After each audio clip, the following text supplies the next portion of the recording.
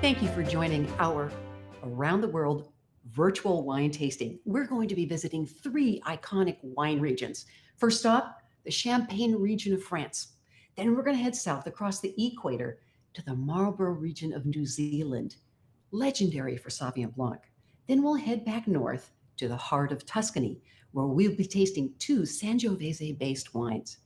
I'm Linda Chauncey, the Director of Education for St. Michel Wine Estates, and I'm going to be joined by an all-star lineup of wine experts from each of our wineries. Now, if you've purchased the wines, it's time to go get them, time to open them up. And if you haven't purchased the wines yet, know that these are widely available. Independent wine shops, grocery stores, and for those of you who might not feel so comfortable leaving the house quite yet, use your Drizzly app. We're going to be sending you a link so that you can go through the wines and do this tasting anytime you'd like. So let's get started. Our first wine is from France's #1 selling house, the house of Nicolas Feuillatte. We're tasting the Reserve Exclusive Brut. Now, to be honest, there is no wine that is more synonymous with celebration than champagne. The clinking of the glasses as we recognize the birth of a child, a wedding anniversary, or the fact that it's Thursday night and we're together and healthy. So I invite you to sip along as we get a behind-the-scenes tour with the chief winemaker, Guillaume Ruffien from Nicolas Feuillatte. Guillaume? Oh, you're here. Welcome to my crib.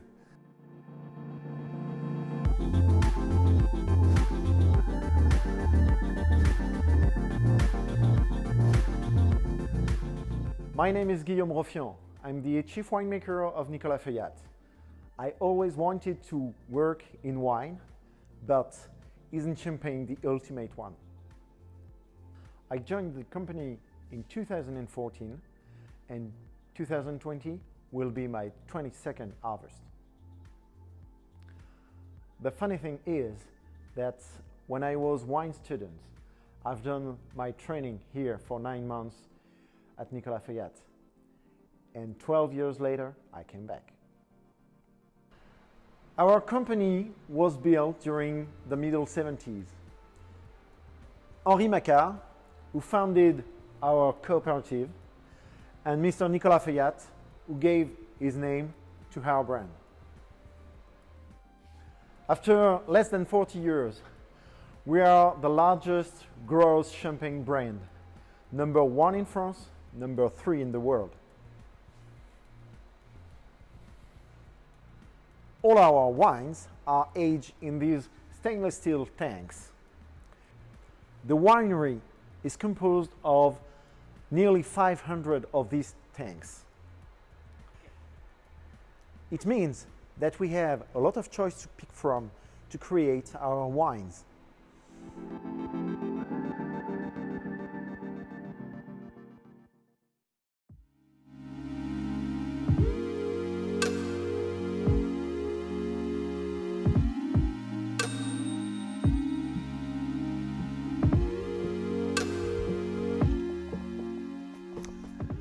So we are here in Champagne, the northernmost vineyard in Europe.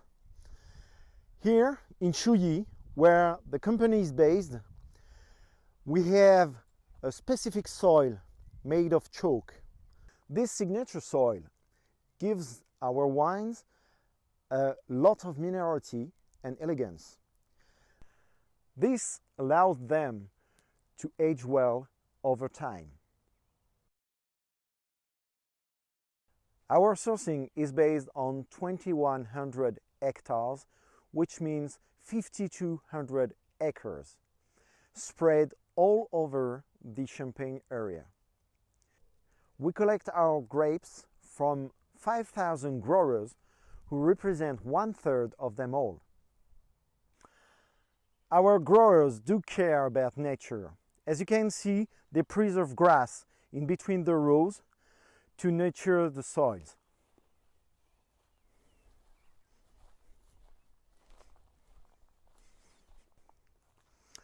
We are here in Chouilly, in the heart of La Côte des Blancs, in a vineyard of Chardonnay.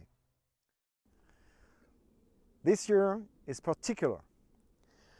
As you can see, blooming is coming soon, 2 weeks ahead compared to a standard calendar, which means that I'm supposed to spend my holidays in Champagne this year because the harvest might surely be in August.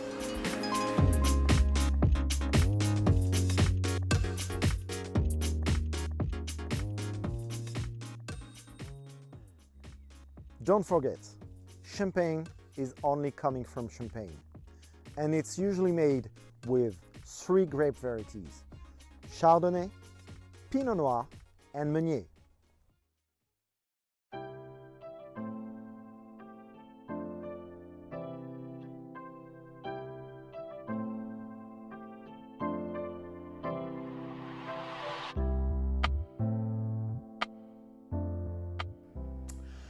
This wine, the Reserve Exclusive Brut, is a non-vintage wine.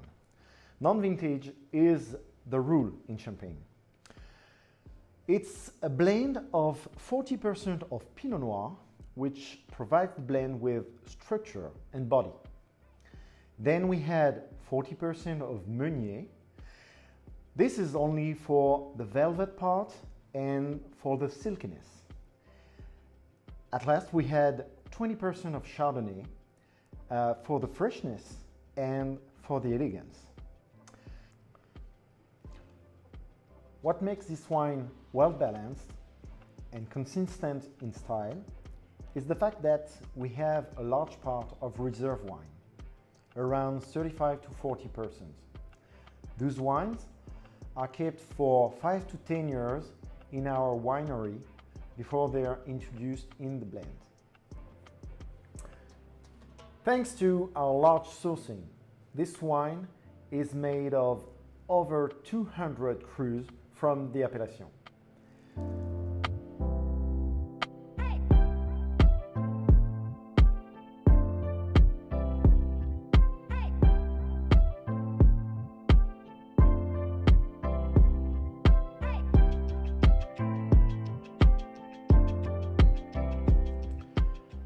To make sure that we'll have very nice and tiny bubbles, we keep this wine for 3 to 4 years in our cellars. It's well above the minimum required by the law, which is 15 months. Speaking of pairings, this champagne is ideal for an aperitif, a brunch, a glass on your deck, or just because it's needed in this strange time. It's a very easy wine. You can have it with finger food or with toast made of salmon, for example, maybe some nice cuts of ham or pastrami. Cheers!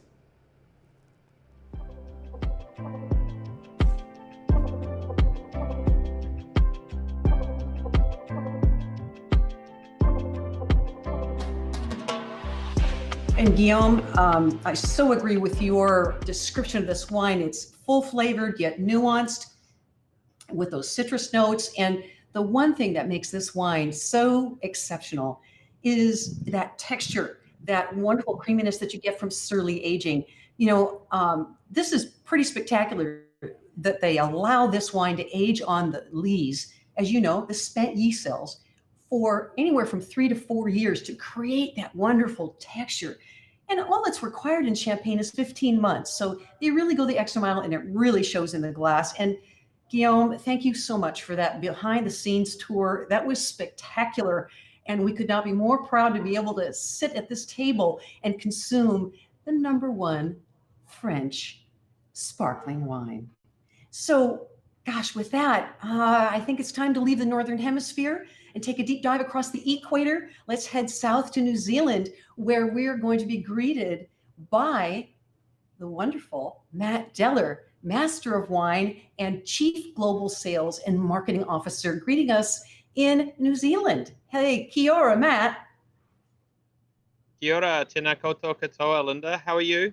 As you can tell, it is a spectacular day here at Villa Maria in Auckland. The birds are singing. The sky is blue. This is we're upside down here. It's winter. And this is an incredible June day for us. Well, that's right. You basically completed your harvest in April. Is that about right? We did, yeah. The infamous lockdown harvest. We rented over 100 motorhomes and housed our winery teams on site. So we had our own little winery bubbles. No one came in and no one went out. And our winery restaurant teams cooked for them.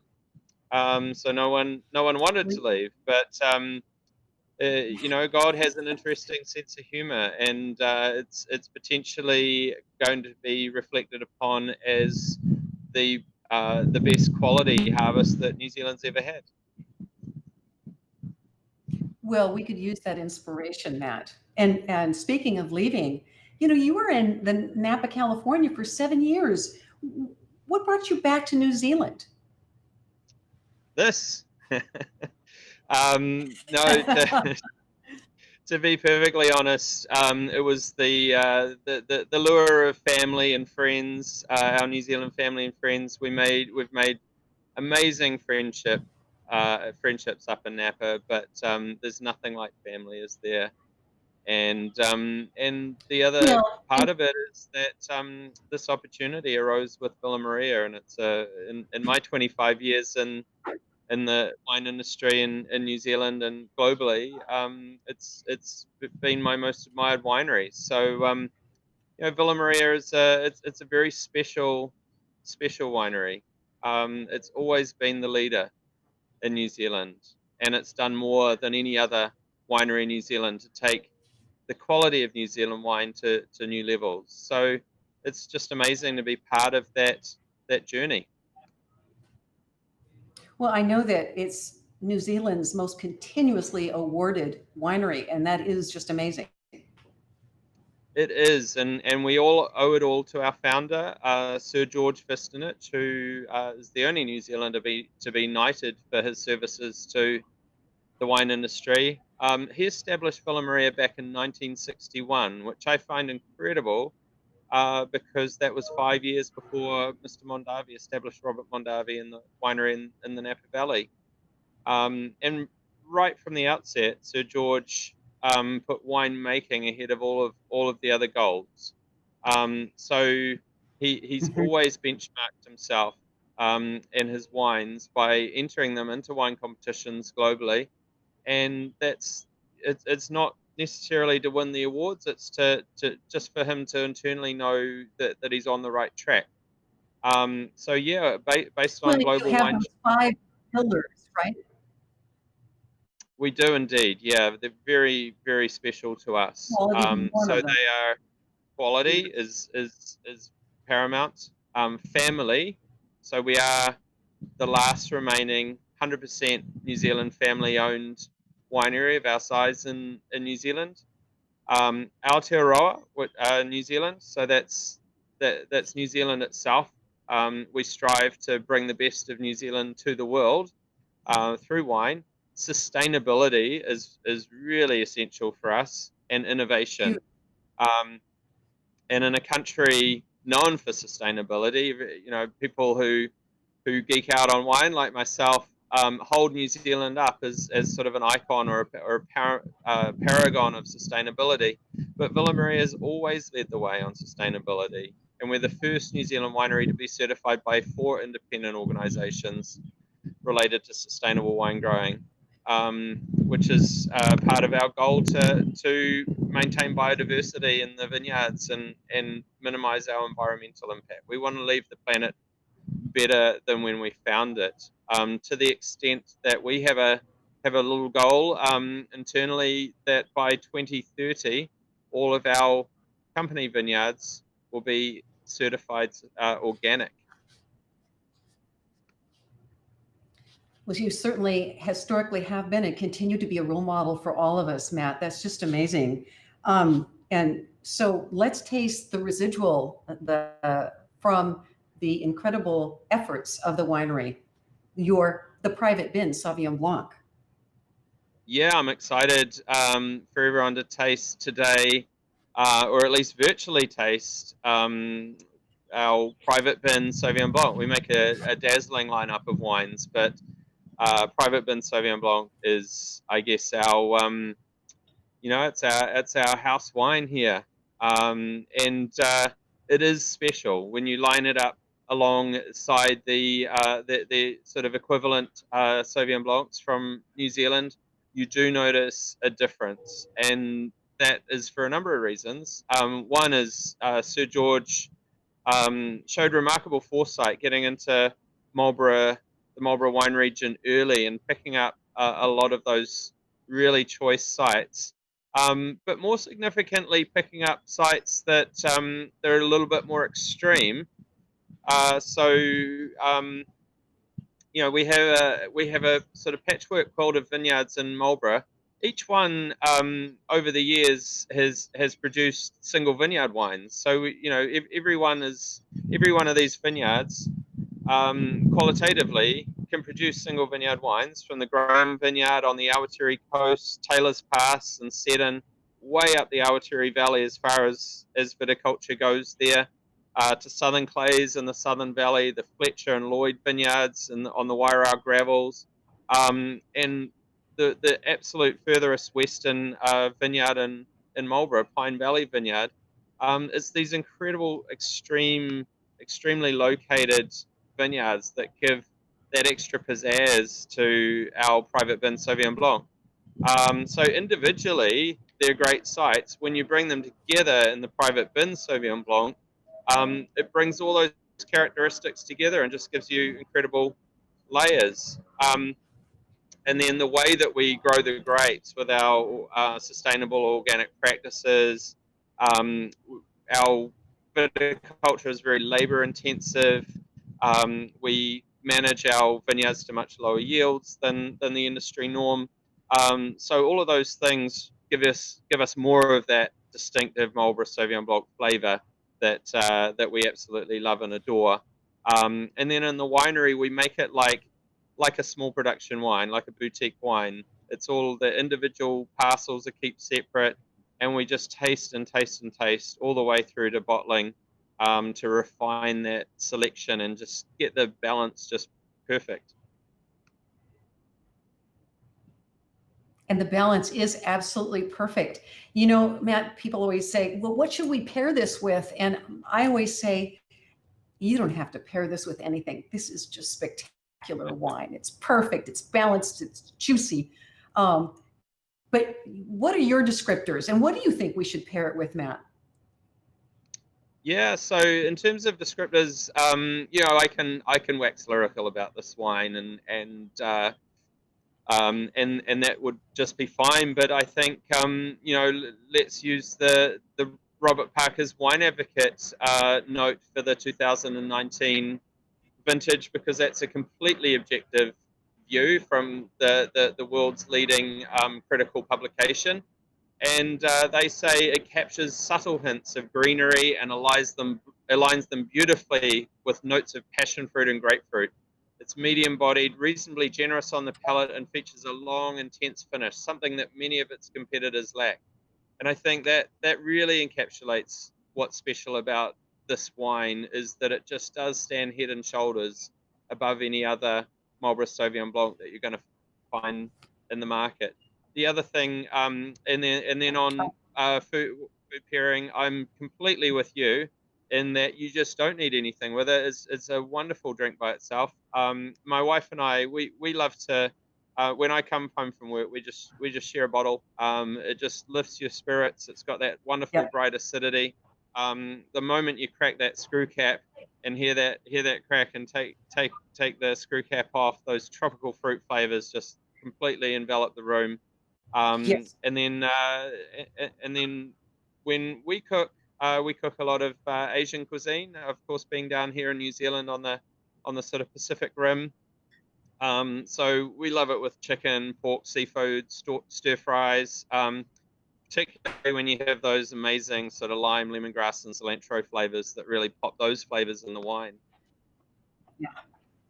Well, also, this is my go-to wine whenever I have a chicken Caesar salad. This is perfect because that acidity Lots of works time. so well with that Yeah. Caesar dressing. Yeah, my mouth's watering. And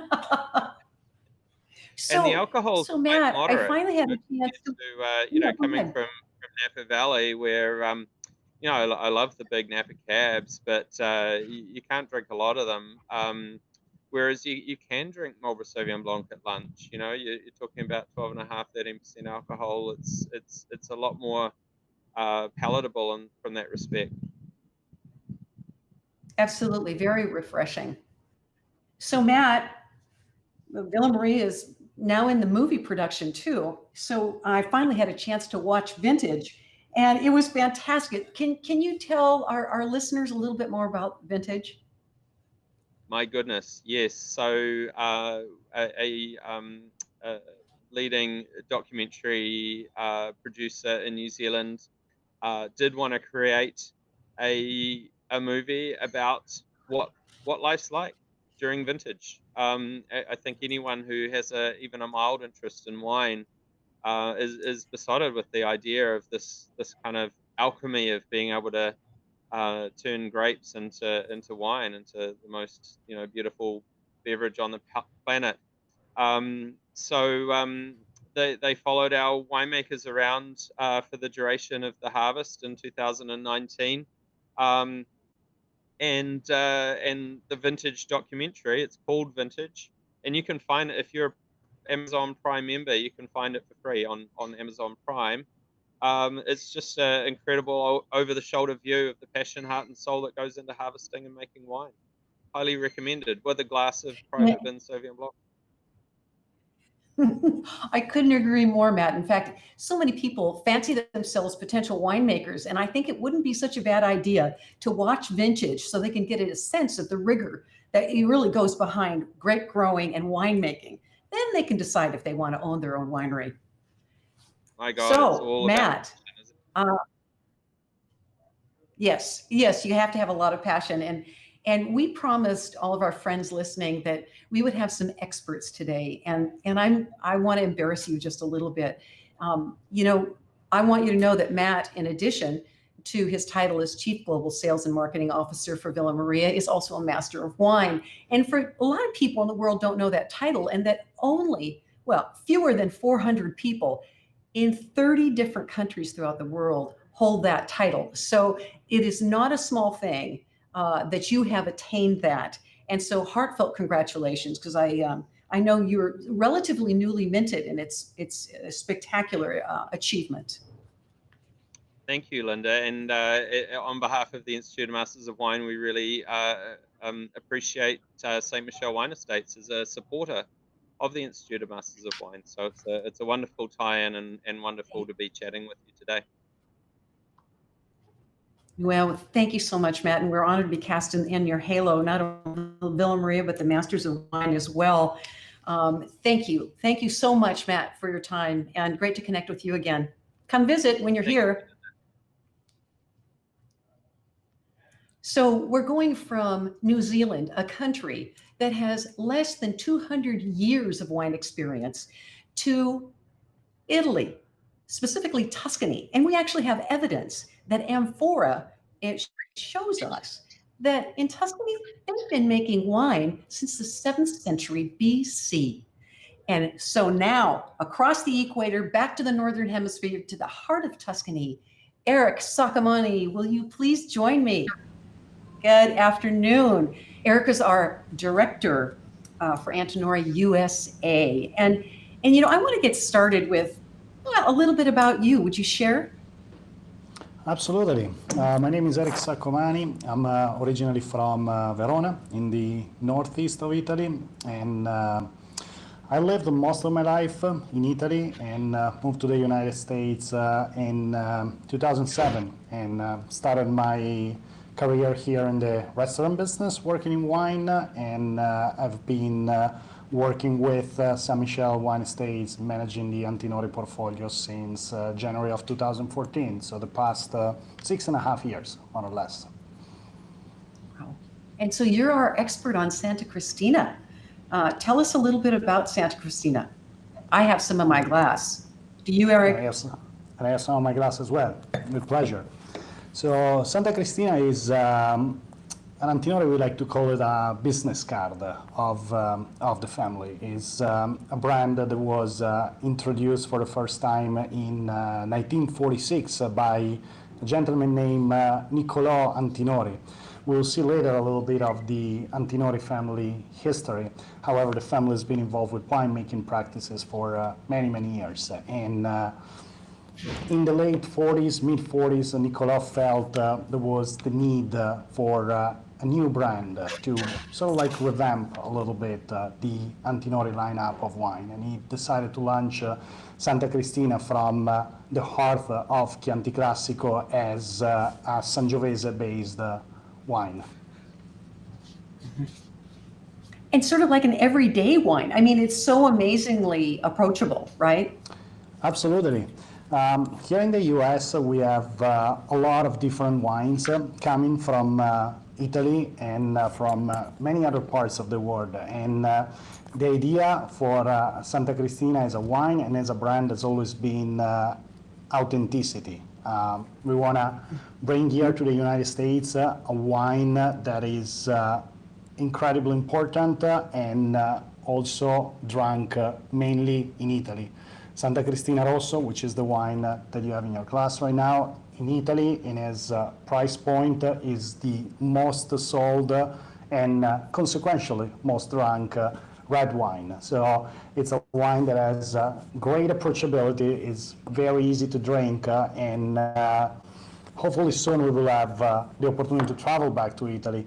When I go back, is a wine that I see in grocery stores and every shelf, definitely out in restaurants, in wine bar, and quite often is one of the Sangiovese that is served by the glass. So one of the wine that has the most face time, the most visibility with consumer. And that's been the idea since the inception of the brand, to create a wine that is authentic, easy to drink, approachable, but traditional, and representing the hillside of Tuscany from the Chianti Classico area. And that's an amazing success story. I mean, and I understand the success has led to a state-of-the-art winery that was built in, what, 2006? Yes, absolutely. So as Antinori has nowadays several different estates in Italy and outside of Italy, each one of them is an independent standalone winery. And the family wanted to bring Santa Cristina to that status as well. So back in 2006, the family built a winery for the Santa Cristina line of wine in the hillside, the city of Cortona, which is in the southeast part of Tuscany, very close to Montepulciano. So Eric, Under the Tuscan Sun is like one of my all-time favorite movies. In fact, I'm going to have to rent it when I go home. So tell us a little bit more about the winery, if you would. Why are we calling it state-of-the-art? This is quite interesting. It's when I talk about Cortona, it's such a small village, and when I host events, when I'm pouring wine behind the table, and I talk about Cortona, I always use that connection with that Under the Tuscan Sun movie, because it's an immediate link with right. American consumer for sure. State-of-the-art winery, because the idea was to give even more a sense of place to Santa Cristina wine. So bring them back the full production facility in the hillside of Cortona, which represents different areas of Tuscany. And it is the same situation that you have in the wine. You have the Sangiovese that comes from the Chianti Classico area, and you have a small blend of international varieties that comes from vineyard in mainly the Montepulciano area, which is very close again to the village of Cortona. Right. Yeah. Well, thank you, Eric. And also help us decipher the label. You know, this is sometimes people find it challenging to understand. Can you help us with that? Sure. So you have the Santa Cristina name, and I can grab the bottle and show it as well. The Santa Cristina name, which is the proprietary name, estate name of the winery. And then you have the word rosso. Rosso in Italian means red. So it wants to showcase a traditional Tuscan blend of wine. Santa Cristina Rosso, we can consider it a red blend, which is a category that is very popular nowadays in the United States. However, in Italy, we've been producing a red blend for a very, very long time. And as far as regulation, in Italy, quite often you have the opportunity to blend traditional varieties from that specific area with international varieties. And that's the case of Santa Cristina. So when you look at the bottom of the label and you see the denomination, which is Toscana IGT, IGT means a typical geographic indication, means that the grapes can come from anywhere within the region of Tuscany. However, for us at Antinori, we have grapes coming from family-owned vineyard, which is the modus operandi of the family. Antinori wants to follow 100% of the production process. So generally speaking, there's no purchase of grapes and there's no purchase of finished juice. So the family wants to be 100% high quality. That translates into high quality because you have 100% of the control of the production process. So the family, the team of winemaker, of enologist, of agronomist is in control. So without purchasing grapes, you have the opportunity to fully control the production facility and make sure that the grapes are of the highest quality. Right. Well, speaking of those high quality grapes, let's taste this high quality wine together. A pleasure. Cheers.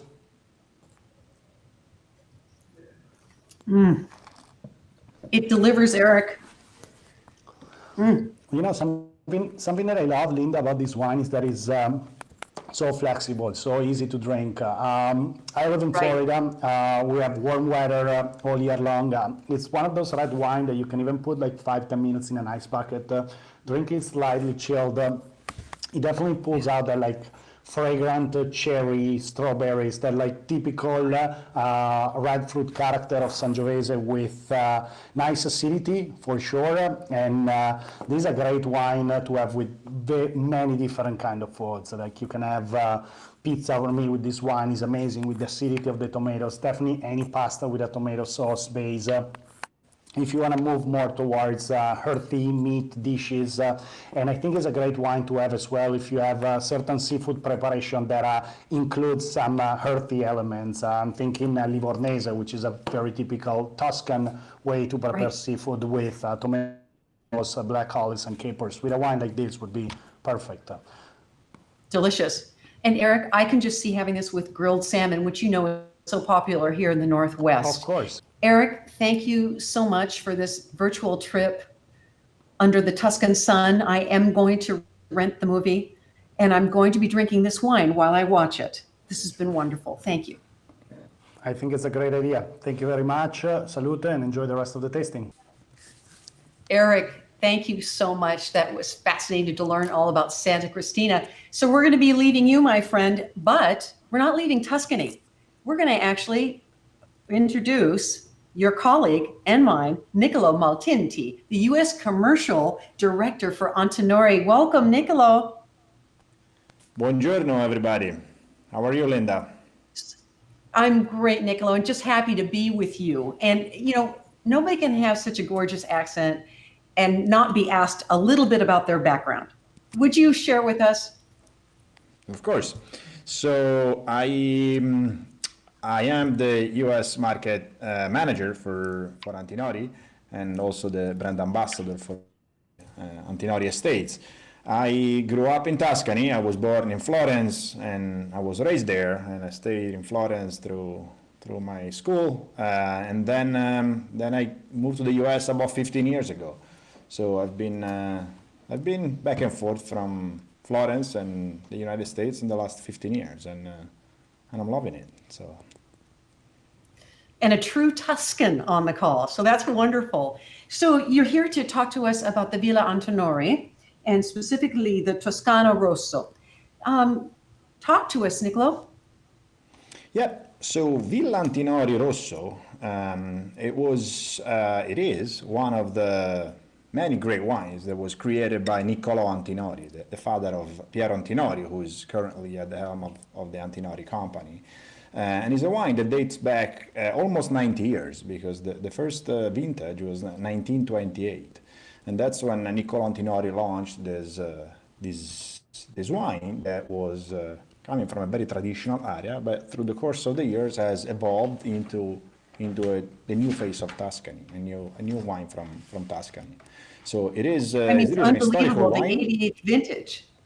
Yeah, Yeah. We are close to celebrate 90 years of history of Villa Antinori, and ever since the beginning, the Villa Antinori has maintained the same, pretty much the same label with the villa that belonged to the Antinori family featured on the label. So it maintained the traditional style of it.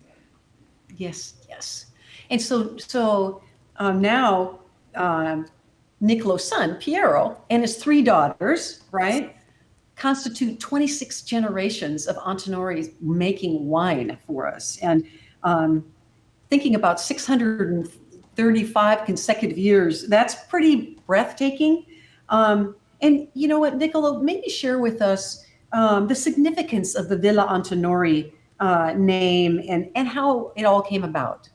Yeah, so you're right. It's a pretty remarkable milestone that the Antinori family has, because the Antinori family has been involved into making wine for 26 continuous generations. So we've had for 26 generations at least one Antinori family member involved in carrying out the winemaking activities. So nowadays, as you said, there is Piero Antinori with his three daughters. It's the first time that we have three girls that are managing and running the company, which is quite exciting.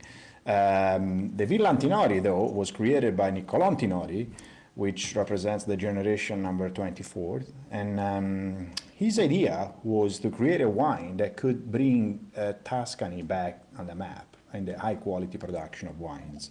At the time, though, most important wines that were produced were French wines, that they all carry a chateau name. But when he started thinking of how to name this wine coming from the Chianti Classico area, he said, well, we don't have chateaus in Tuscany, we have villas. So that's how I'm gonna name my wine, the Villa Antinori. So, should we talk about this classic, Niccolo? Like, Of course. how it's made, the grapes that we use. Yep. So, as I said, the classic thing is not just the label that represents, and pictures the villa that belonged to the Antinori family. And because, that was the villa where the family used to spend the summers. A lot of noble family, they were used to have, their villas in the countryside. The Antinoris and the Medicis, they had these properties that were in the countryside of Tuscany. So, so that's not the only traditional thing of this wine. Also, has a backbone of a very traditional grape, or the most important grape that we have in Tuscany, which is Sangiovese. So the predominancy of the varietal is Sangiovese in this wine, but there is also a modern touch to it, because there is also the addition of other grapes that are international varieties that are not native from Tuscany, but they've been rooted and they've been growing in Tuscany for many, many years. And those other varietals are Cabernet, Merlot, and Syrah. They all belong, they are harvested from vineyards that belong to the Antinori family throughout Tuscany. So we are here in the presence of almost like a patchwork of different vineyards, a collection of different vineyards that they're all proprietary. So the Antinori family takes a lot of pride into growing its own grapes to control the quality at the highest quality. So that's what we want to do. So the grape and the varietals change a bit in proportion depending on the vintage, but usually it's always predominantly Sangiovese with Cabernet, Merlot, and Syrah that are harvested throughout Tuscany. Well, and some people would think it's just sacrilege to add these classic Bordeaux varieties, or, the Merlot and then the Rhone variety, the Syrah, but not sacrilege, huh? No, absolutely. I think we all need to make step forwards, and our idea is to maintain a very classic backbone in this wine. The style of Tuscany is still embodied by the Sangiovese, which is still a pretty strong predominance, especially into the red fruit that you notice here and that you smell in the glass. Absolutely. But the addition of Cabernet, Merlot, and Syrah allow us to give us a little bit modern and rounder style, yet maintaining a very Tuscan style. And this is what we want to do. So nowadays, those grapes are grown throughout Tuscany. So the Cabernet, Merlot, and Syrah, they do come from vineyards that are sitting more along the coast of Tuscany, so in the area of Bolgheri and in the upper Maremma, but also in the area of Montepulciano, where Antinori owns properties there too. So yet, we don't want to make a modern wine. We want to make a wine that speaks about Tuscany, but yet doesn't have too much boundaries. But it still speaks about Tuscany in a way. Well, speaking of no boundaries, Niccolo, would you touch upon Super Tuscans and help our audience understand what they are? Yeah, Super Tuscan is a term that it was created by journalists in 80s and the 90s to describe a trend of wine that were made, trying to get a style that is a little rounder, a little more powerful than what we used to have in Tuscany. Though there is not really a specific restriction or a code to produce Super Tuscan. It's more a term that categorizes a group of wines that are usually made with Sangiovese because they need to be Tuscan. So to be Tuscan, we believe that you need to have some Sangiovese, but with the addition of some grapes like Cabernet, Merlot, and Syrah, like in this case, and also wines that they do age in smaller French barrels. So this wine is aged predominantly in French and Hungarian oak, and this is something that wasn't traditional at the time, but Antinori was among the first one to really experiment and using also different kind of barrels for the production of wine. So let's taste, Niccolo. I think what immediately detect here, you immediately detect the presence of Sangiovese, which marries very, very well with, especially with the Cabernet Sauvignon, but the Sangiovese that brings up the acidity, this bright fruit, especially this red fruit. I get these notes of raspberry. Yeah, sometimes with the aging in barrels, you get this, cherries for sure, and you also get those accents of like tobacco leaf sometimes, which makes it a very good representation of a wine coming from Tuscany, using both traditional and more traditional grapes.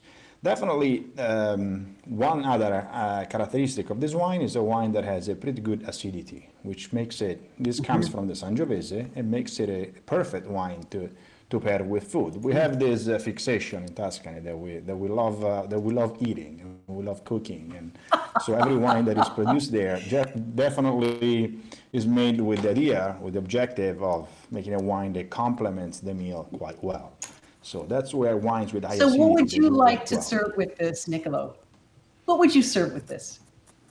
I would say that in my hometown, when I was in college there, I still recall in Florence, pairing bottles of Villa Antinori with the classic bistecca alla Fiorentina, which is the Florentine steak, which is usually it's the porterhouse cut that we would call here the porterhouse cut, that is cooked on the grill. Quite rare. We don't cook our meat too much, but just served simply grilled and served with a little drizzle of salt and olive oil, and then served with some local veggies. I think when it comes to Italian food, and also with when it pairs with Italian wine, you need to work with simply. You don't need to overdo it, and I think those are the best pairing that I have experienced. But if you don't eat meat, though, this could go very, very well also with a dish of spaghetti al pomodoro, for example. If there is a tomato sauce, I think it will enhance quite well this. I agree, and I was just thinking tonight I'm going to have a pesto pizza, and it would be just perfect with the taste of that basil. And this wine has such an amazing approachability. It's just delicious. Niccolo, This has been so wonderful to have this time with you to help us understand this wonderful Villa Antinori Toscano Rosso. Delicious. Grazie, Linda. Thank you for having us. I would say, though, that the best way to fully experience and understand these wines is to come visit us. And now that we have reopened our winery for visit, the new winery where we do produce the Villa Antinori, it's a spectacular estate that I would invite everybody. Everybody will be welcome to join us this summer or next year at the Antinori estate in the Chianti Classico area, just south of Florence. That's where we do produce the Villa Sounds Antinori. wonderful, Niccolo. Yes, I hear nothing but rave reviews. So wonderful. Thank you. Salute, Niccolo. Cheers and salute, everybody.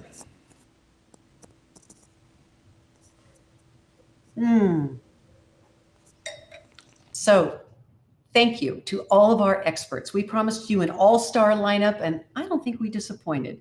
Heartfelt thank you to Guillaume, Matt, Eric, and Niccolo.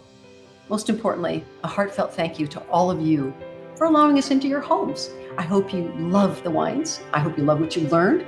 You will be receiving a follow-up email. Remember, we're going to send you a link so the recording of today's session is yours. And you can taste through the wines anytime you want. Also, to learn more about what we have going on, learn about our wines, events, follow us on Facebook and Instagram. Thank you.